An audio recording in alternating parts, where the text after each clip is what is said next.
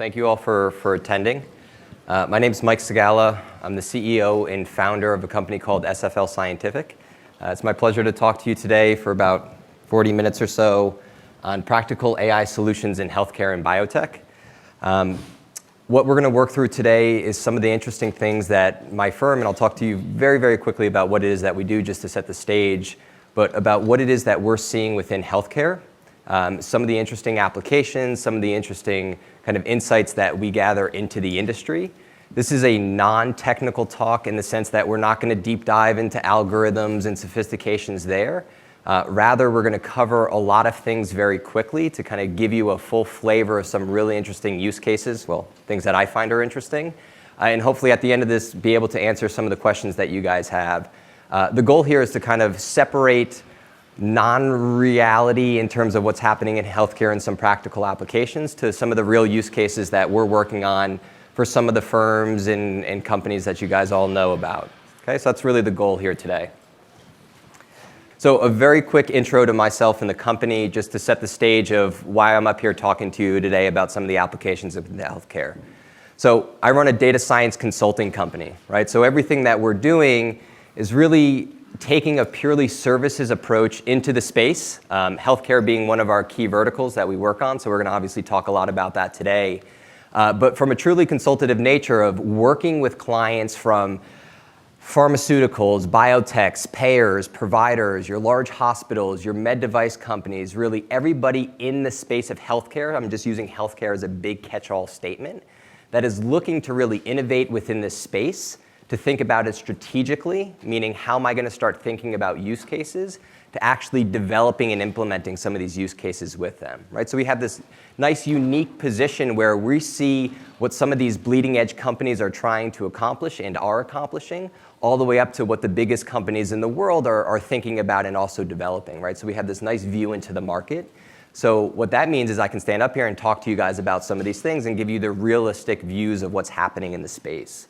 We're local here to Boston, all that good stuff. Most of us are scientists in nature, so we have a lot of this core kind of knowledge about how to solve some of these more bleeding edge problems, which I'll kind of showcase a few of those today, matched with some of these more kind of low-hanging fruit operations or customer-facing types of challenges. So we'll kind of cover a larger gamut of types of use cases.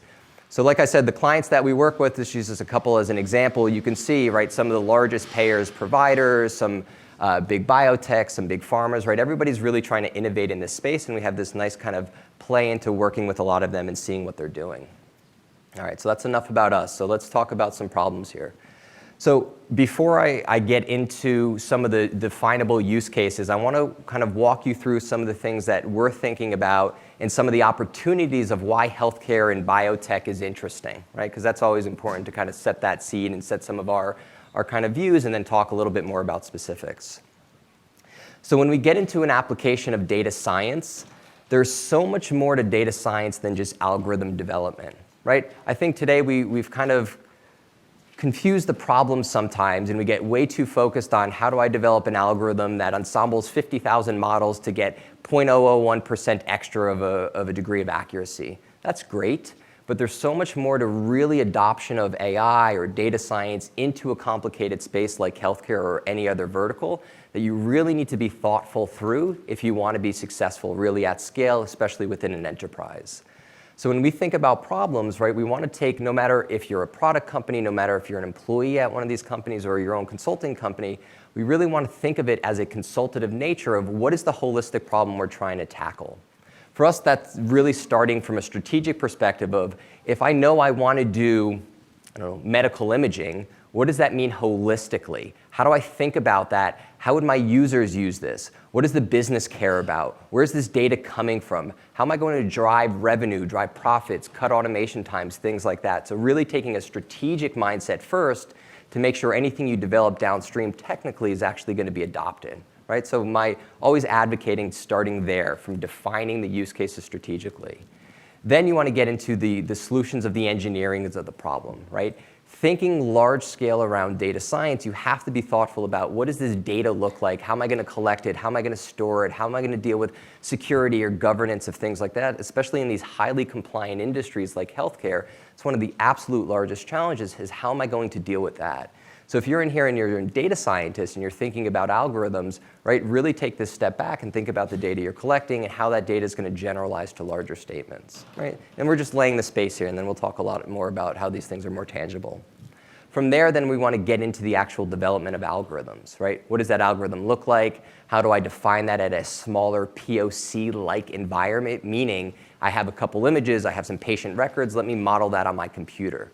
That's great. That's a good way to showcase some early wins. But if you really want to get adoption, especially in healthcare, into a clinically viable system, no matter what that happens to be, you really have to think about how am I going to take these algorithms? Do they need to go through FDA? Well, if that does, what does that mean? How would I deal with that?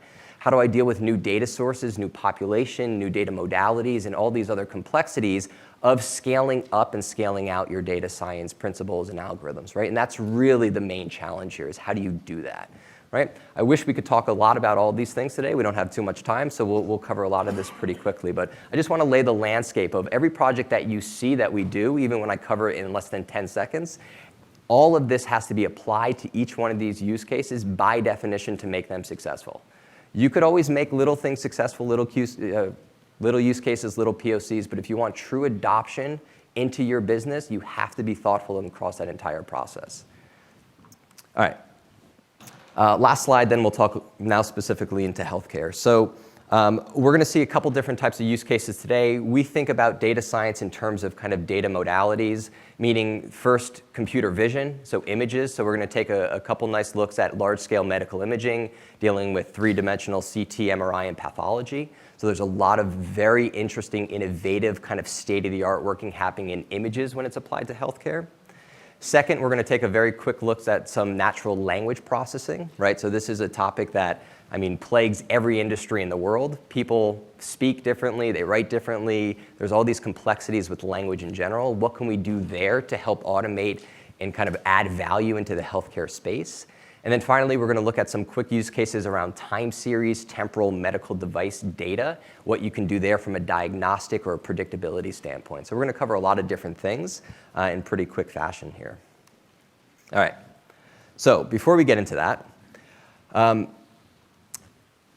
AI, machine learning, literally every portion of the healthcare field, from services to operations to management to research, is absolutely having a fundamental just advancement in that field to really start helping you understand what is viable and how am I going to really start shifting the care that we give to patients in a very meaningful way over the next year or decades and so on and so forth. And what we really need to be thoughtful around is a lot of the things that we see in healthcare and a lot of other industries as well is very much still in this nascent piloting type of activity. So there's a lot of opportunity, especially in the healthcare space. It's a very challenging market due to the complexity of data, due to the complexity of just dealing with PHI data and things of this nature. But we have to be very thoughtful about how are we going to start developing AI into the space, because there's, by definition, people will always be getting sick. So it's a great opportunity to think about how do we start pivoting and applying applications to that. Okay? So we're here to leverage data really to think about how do we improve clinical care, how do we lower cost, and how do we start catching errors within the hospitals or anything else from a healthcare perspective. Okay? So the real opportunity is pretty much summed up in this first bullet point here. If you look at about 15% of all patients that go into the hospital will suffer some kind of adverse event, meaning something as simple as you went into the hospital for a procedure, you happened to catch some kind of infection while you were in there, and maybe you died as a result of that. So you get admitted for one thing, and as a result, you come out with another thing, and you stayed in the hospital longer, you develop something else, you're accruing a lot more money in this cost perspective. Nearly half of these incidents, of those 15%, was considered to be preventable, right? So that's a huge opportunity if you think about care in general of potentially leveraging some of these kind of algorithms and some of these insights to prevent even a small portion of these. If you think about from a monetary perspective and from a life perspective, the implications of what healthcare can have here. So how do we really start doing that, right? Because that's the real question here. So the problem is healthcare in general is still a very conservative field. When we think about innovation, right, if you think about it in terms of manufacturing or car companies doing autonomous driving or insurance or finance and banking, you could take very calculated risks in terms of what you want to be innovated on and risks that you're willing to take. But when you do that in terms of a person's life or what surgery am I going to give them, what medications will I prescribe to them, there's huge, profound implications if you get that wrong.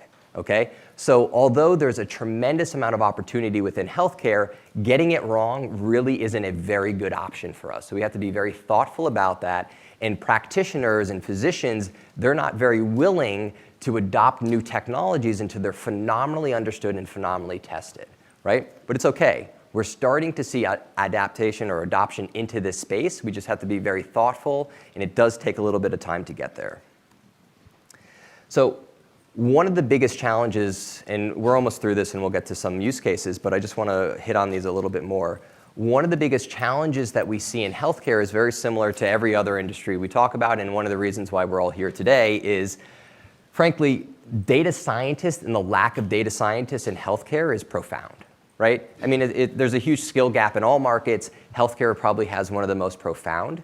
I'm not saying that healthcare doesn't have great individuals. They have wonderful researchers, biologists, chemists, physicians who are phenomenally skilled. But a lot of large-scale companies, especially large-scale hospitals, they're not employing traditional data scientists that understand more than just algorithms. How do you embed algorithms into the clinical practice, and how do you start getting that adoption? And that lack thereof, that knowledge, that governance, that understanding of the whole space is really slowing down that market from an adoption perspective. So if you're in this space or you're thinking about getting to this space, there's a huge opportunity for you here to be a leader and start pushing not just the adoption of algorithms, but understanding what's the business objectives, how do I think about clinical care in general, how do I start understanding technology, and how do I going to adopt that technology within that care system, right? So if you're looking for, hey, where do I want to start making my mark, this is a phenomenal opportunity. It's going to be hard, but there's a huge opportunity in this space. All right. Last slide, and then we'll go into something more fun. So with all of that said, kind of setting the stage up for being hard, which it is, one of the beautiful things about healthcare is they have a tremendous amount of information and data, and they've been collecting it for a long time, and they're very, very smart about what it is that they're doing and how they're prescribing it. So there's usually a couple main segments of data that healthcare in general is collecting, and the huge opportunity is taking all that data and now actually using all of that in an extremely sophisticated manner, coupling all that information together to enhance diagnostics, right? That's really what we care about. So we have everything from demographics and environment data to health monitoring devices, literally wearing on the body, on a device. We have information from a clinic. We have information everywhere. So now the opportunity is coupling all that information and being able to do something interesting with it, which is what we'll look at here in the next few slides. All right. Yes, sir. Yep. Are there any fields that are, I guess, more targeted towards data science and health by any chance? So what do you mean by more targeted in data science and health? So you're saying that there's a lack of training for data science from the healthcare field. Yep. Are there like any fields that like actually do get some of that training, or you know? I mean, all fields are by far advancing into this space.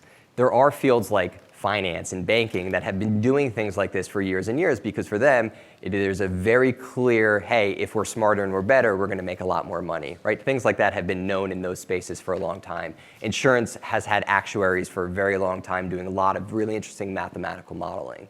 So there's a lot of pockets in every vertical that has been very, very sophisticated, right? So that by far and large, that's always the case. Healthcare in general has great individuals, but it's just really hard to adopt some of these technologies in healthcare due to some of these other complexities.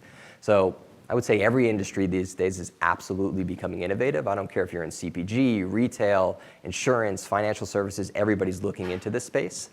We could probably have the exact same topic of every single industry. I just picked healthcare because I like healthcare the most. Does that answer your question? Okay, well, we'll talk after. All right, so first thing I want to look at, we're going to look at 3 different modalities. One being images, we'll look at a few use cases, the next one being text, and then the final one being time series. So large-scale image analysis is probably one of my favorite use cases to work on because it's very much bleeding R&D. So it's interesting, it's a lot of fun, and you can do a lot of really kind of innovative type of solutions. So I don't know how much we know about deep learning, computer vision in general, but it's not too important for the rest of the talk. But I just want to set up and give a basic understanding, literally, of what you can and you can't do with an image. Because this application here, right here, to the identification of cats, dogs, and ducks is exactly the same thing that we do to find tumors, and it's the exact same way that Tesla does your self-driving cars, right? There's nothing new outside of these very basic things that you can do. Right? So what we can do, we can classify something, right? That's a cat. We can localize the pixels in that cat to say here is a bounding structure around it. We can identify multiple objects, cats, dogs, ducks, and multiple objects of those. And then instead of doing a rigid kind of square box, we could actually look from a segmentation perspective and draw very fine details around it, pixel by pixel. So in general, when we talk about computer vision, deep learning applied to computer vision, this is all we can do. But the profound implications of what that means is huge. So here's just an example. This is an open Kaggle data set. This is a Kaggle probably from like 2016 or so, where it shows a 3D progression of these CT scans, identification of cancer or nodules within the lungs, right? So this is just an example of some of the things that we're going to be looking at on how you can take these traditional images and start automatically identifying, segmenting, in the red there, and understanding that there is something foreign in the body that needs to be examined further by a physician, right? So why is this problem hard? So there's a lot of reason why it's hard. First, let's just think about what deep learning on big images really means as a kind of primer to set the stage here. So when we're talking about images in the normal sense, right, what you're taking on your phone, your Facebooks, your Instagrams, these are relatively simple, small images. We're talking about 1.5 megapixels roughly. Even an IMAX only goes up to about 100 megapixels, right? So they're relatively small images. I can get thousands of them on my laptop. I can train a simple neural net. I can use my GPU, no big deal. Fine, let's go have fun. When we're really talking about large-scale imagery, two-dimensional and three-dimensional MRI, CT, very large pathology, we're talking about images that are roughly 1,500 or 2,000 times larger than these other traditional images. You can't even put them on your computer, let alone start visualizing them, let alone start training a model in a couple minutes, right? So the scale of the problem is phenomenally different. So when you really want to start shifting that paradigm and thinking about classical images to large images, you need to have a completely different mindset in terms of your hardware resources, your annotation systems, your software systems, even the way that you're going to approach it from a deep learning methodology, right? So you really have to be mindful about just the image size in general, right? So that's kind of the first challenge that you have to overcome. But this is kind of where we're going to be going as we start thinking about what medical imaging can or can't do. So why is medical imaging important? Well, it's important for a lot of things. So I think medical imaging, well, anyways, I'll get back to that in a second. So medical imaging is interesting. We'll go interesting, then we'll go important. Interesting because you can take an image in general, and all the information you need out of that image is embedded already in those pixels.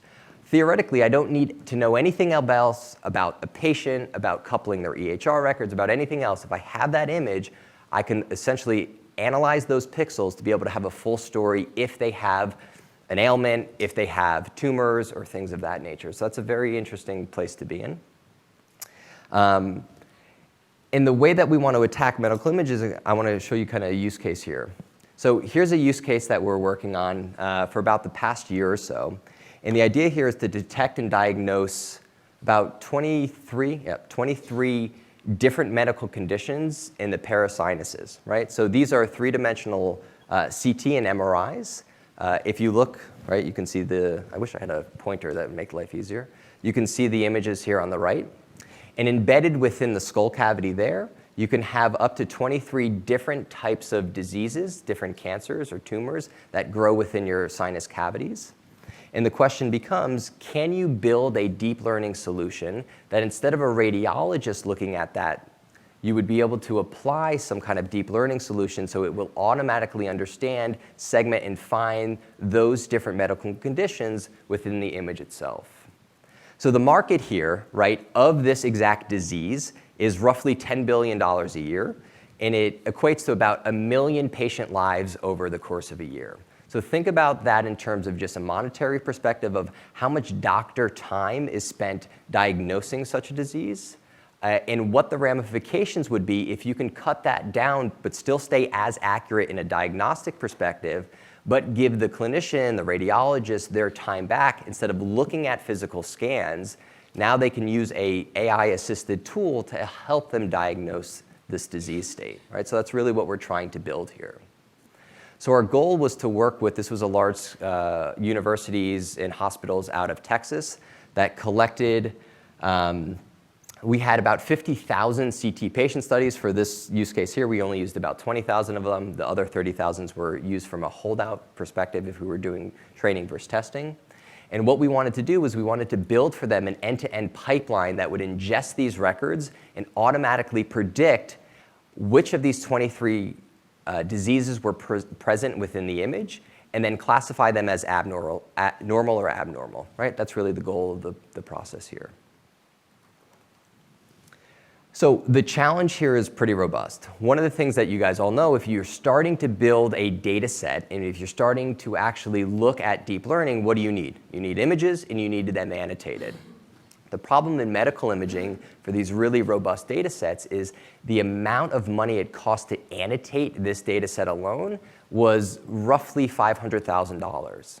Why is it so expensive, right? Because again, we're only talking about 20,000 images. Why is it so expensive is because if you need to annotate these images and literally have somebody tell you, yes, this disease is present or it's not present, or localize within the image where it is present, a radiologist needs to do that. Well, what does that mean? So instead of seeing patients, they go downstairs, right, into the basement of the hospital. We send them a bunch of images, and they sit there during their break and get paid a whole lot of money an hour to literally click yes or no on an annotation tool. So to do this, you're paying extremely sophisticated, highly trained individuals to label these data sets for you. So when you get upset because you don't have enough data and you want somebody to just arbitrarily give you more data, think about the implications that means on use cases like this where that might cost you an extra couple $100,000 to arbitrarily give you more statistics that you guys are after, right? So that's one of the biggest challenges here as well. When the data comes in, it's very noisy. You have to think about aligning the data. You have to think about all the different challenges of the data comes off differently off of every scan. So you're always battling this issue of how do I do as much as I can with the information I have and build a system that is robust enough and generalized enough such that I can actually use this to achieve accuracies that a radiologist can do as a human, which is roughly around 92, 93%. So you need to build a system that achieves those accuracies given the bounds of the problem statement, which is very hard. So what does that normally look like? Just to kind of give you a last slide here of a typical kind of medical imaging workflow. The first is normally when you're building these end-to-end systems, you have an annotation platform, right? So this is literally something you build, some GUI or something that the radiologists use to mark yes or no versus on the different conditions. You then take those images in, and again, we're talking about potentially terabytes and petabytes eventually of information, so storing and dealing with all of that. Thinking about normalizing it, registering those images, dealing with the different signal-to-noise ratios, aligning it, doing all your augmentations, and then finally, after you do all that, you get to the modeling of the problem. You have to realize your off-the-shelf transfer learning models and all these things, those are great if you're kind of just learning about the space and if you want to explore different methodologies.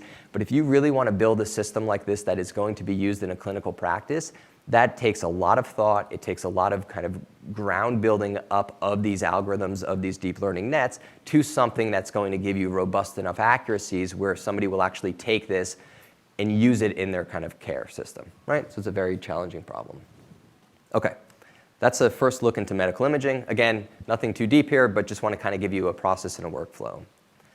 One more quick medical imaging use case is very different than your MRIs and your CT. It's called histopathology.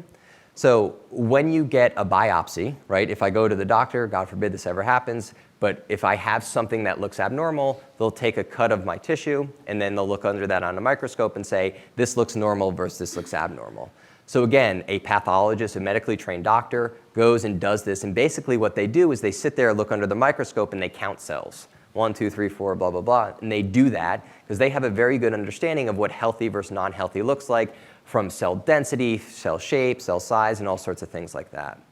One of the big advancements over the next decade to longer, because it's an extremely challenging problem, is to automate that entire workflow again from a pathologist perspective, such that you can take those tissues by definition that looks something like, oh, I don't have a pointer, again, that, right, that stuff, and start to already understand and localize regions within extremely high dense images. We're talking about 50,000 by 50,000 pixel images, and find very, very small structures that it thinks is abnormal, which then will be diagnosed as cancer versus non-cancer, right?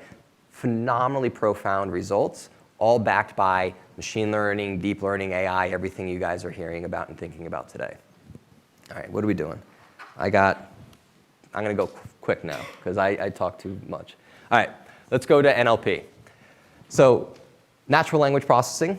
I think probably most of you have at least spent a few days here, so you probably know a little bit about NLP. So very different data modality than an image. Now we just have text. For me, NLP can be anything from audio to handwritten notes, anything, right? Unstructured, structured information, anything that is text in general. So when we think about applications of NLP, there's usually only a few things you can do again, right? You can classify it, right? What type of document is this? You can extract entities from it, so pull out names, dates, I don't know, whatever else. You can do conversions of audio to text, which is an interesting space. And then some of these kind of lower bottom tier things like summarization of documents, language generation, machine translation, and such. Most folks, by and large, are very much focused on the top two. I would say 95% of folks really care about those two. Pretty much the rest goes to audio to text, and then the rest is kind of still bleeding edge stuff, very difficult. Not a lot of real companies investing a lot of time in that unless you're building a product around it to support it. Not to say there aren't use cases, but they're definitely a lot harder. So here's the challenge. So medical text in general is phenomenally complicated. It's not something like a tweet or your Facebook record, right? Like you're not saying things that are common to everyday language. So there's different data schemes, there's different codes, meanings, synonyms, so on and so forth. So it's a very challenging structure just to understand what a clinical note or a diagnostician is saying. So here's an actual example of a single sentence that could be taken from a paragraph, a page, or an entire document. The patient underwent a CT scan in April, which did not reveal lesions in his liver. Okay? I understand what that sentence means, but let's just break it apart pretty quickly. So they underwent a CT scan, so there was a procedure taken. There was lesions in the liver, right? So there was some kind of disorder in some anatomical structure. It did not reveal, so there was a negation, and it happened in April, so there's a temporal component. So almost every single word within this single sentence has a profound meaning. By itself, not really important, but as a structure of only a single sentence, and now imagine a paragraph, how can you build an NLP engine to actually understand, extract, and construct meaning off of that? It's very complicated. So let's make the problem even simpler, right? What if I only want to know things about glucose, right? What if I say, okay, I have a whole bunch of information and I want to extract just content around the word glucose. Even if you were to do that based on kind of clinical notes or anything like that, there's roughly, I mean, there's probably more, but there's at least 50 different ways to construct the word glucose in a given sentence, right? I mean, glucose, 120-minute glucose, 30-minute glucose, so on, so on, so on, so on, so on, right? So one of the biggest challenges is designing an NLP engine that can not only extract the word glucose, sure, I can do that, but extract some content and meaning around what does that mean and why do I want to extract glucose? What am I doing with that? What is the purpose of this extraction topic, right? And embedding that into then a further work stream. So here's an example, kind of up here on the right here. So this is a use case we worked on, and we'll go through a quick couple use cases where we wanted to extract off of clinical notes a whole bunch of things, right? Drug name, dosage, delivery method, storage container, warnings, and you can see here, right? Each milligram of this, each prefilled syringe, so on, so on, so on, and so forth. So the concept here is to build a robust enough pipeline from a machine learning and deep learning perspective where you can extract all of those entities and understand not only just the entities, but the content around those entities and what that might mean from a compliance or a safety or any other kind of information. So normally, right, if you want to do this using just regular expressions, you probably smash your head against the wall because it's very hard.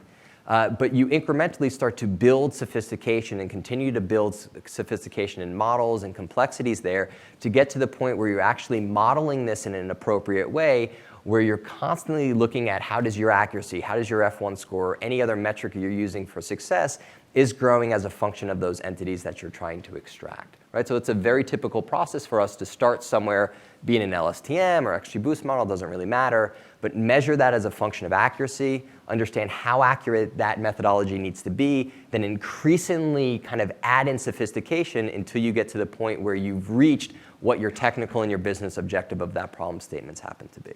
Right? So that's an interesting example here. Lots of folks in the space spend a lot of time and thought power thinking about how to extract entities like the following. Here's something also pretty interesting.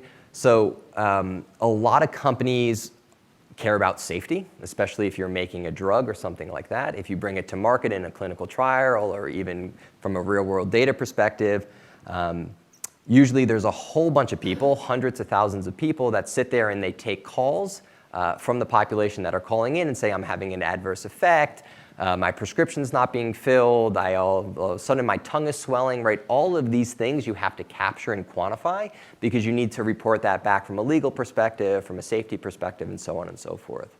So all that's happening is you're really generating hundreds of thousands of hours of audio based on conversations about very clinical systems and what some of these adverse reactions could or could not be having.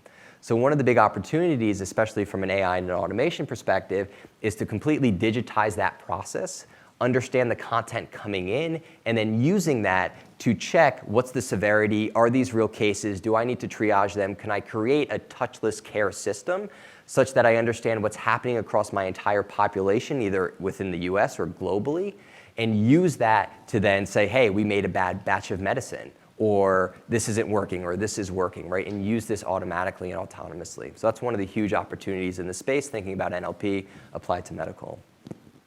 One more quick one. Another big one is OCR, right? Clinical notes sometimes are handwritten. That's a challenge even before you get to an NLP extraction pipeline. So think about every time you go to the doctor and the doctor writes a note down that then CVS needs to fill based on their handwriting of, hey, take 20 milligrams of Benadryl, I don't know, whatever, right? Even doing that such that somebody doesn't on the other end need to extract that and read it and understand what that person wrote is a huge challenge, especially when you're talking about medications, names, dates, birth, whatever it happens to be. So a lot of work we're doing in this space is obviously around large-scale OCR attached on the front of NLP, which is basically a computer vision plus an NLP problem, right?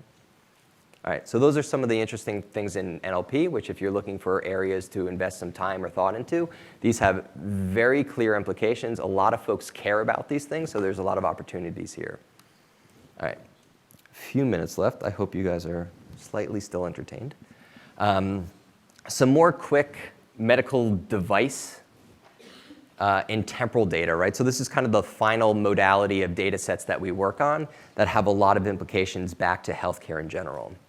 So one of the first ones that I'll talk through is sleep apnea, right? So at least for the first two, there's a very clear disease that has a traditional way of attacking the problem. And what we did with the companies that we were working with is thinking through novel solutions of how do you completely pivot using AI to start solving these problems.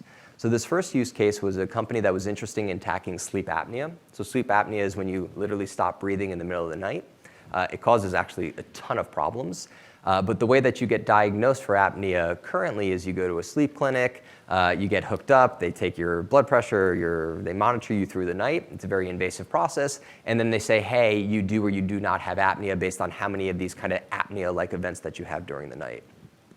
So what this company was looking to do, which they hired us to do the algorithms for, was instead of doing all of that, If I just took my iPhone and I left it next to my bed at night, and it was just recording my breathing patterns, that's all it did all night long, and if I sent that data up into the cloud, right, it's possible theoretically to analyze that data, that time series, that spectra, and look for these anomalous patterns in breathing and then correlate those back to these apnea-like events, right? That's the idea. And obviously that's what we did. So you can apply the same things, right? It's a lot of computer vision, it's a lot of time series analysis, but it's this concept of taking these traditional medical-like problems that, for instance, are diagnostic and applying some interesting AI, ML, deep learning to it that will completely pivot the way that we're thinking about care and developing care, right? Because now you can literally do this at home or any region that might not have access to medical professions. Another quick one is thinking about survival data, right? Heart failure, heart transplants, one of the biggest, if not the biggest area that people die from throughout the United States. So we worked with the company that's the largest manufacturer of full heart replacements that were thinking about, well, you know, we're replacing hearts, but can we also use that as an opportunity if we embed a sensor within the heart to look at that temporal data and start correlating what's the probability of an adverse event happening to that patient. In this sense, it's literally their heart stopping in failure, right, from a death perspective. And if you can predict that up into, say, an hour or 2 hours before that event, you can obviously intervene and hopefully save that person's life, right? That's what we're really after. And that's what we did, right? So you start thinking about how can I look at that time series data? How do I couple that to potentially other data sources, like their EHR records, their other, I don't know, blood pressure, so on and so forth, and start building a robust enough algorithm where I can look and understand, hey, this person is most likely to have a problem, go and please intervene, right? So it's this concept of really intervention from a medical perspective that is going to really start pivoting the way that we as individuals are treated in the healthcare profession or healthcare market. All right, I'm going to skip ahead. Lots more similar use cases, fun stuff. Let me get to my last slide, and then we'll have a time for at least 2 or 3 quick questions if you have any. So what we talked about is literally use cases, right? We didn't talk about the complexities, we didn't talk about the architectures, we didn't talk about the data, we didn't talk about anything that needed to get there, right? So we focused on the very right-hand side, and this is just a catch-all slide, right? There's nothing crazy interesting here besides to say, to get to this point of solutions and real adoption, real solutions in the healthcare profession, it's very difficult. You have to be very thoughtful about what does it mean? How do you get all that information from images to notes to EMR data through a system that is completely compute-centric that you can then go and solve some of these problems at scale. So if you're in the opportunity where you're thinking about building some of these pipelines, attacking lots of problems, or only thinking about one-off problem statements, you need to be thinking about this entire ecosystem and how this ecosystem is going to drive your process, your modeling, your workflows, or whatever, and so forth. So yeah, there's obviously lots more to talk about. If anybody has any questions, I'll talk to you guys now. If not, we're downstairs. Again, we're a consulting company that helps organizations that have these problems. Our goal is to work with you on these solutions within healthcare and with other types of markets. So I hope this was interesting. If you have any questions, I think we have a few minutes. So thank you, guys.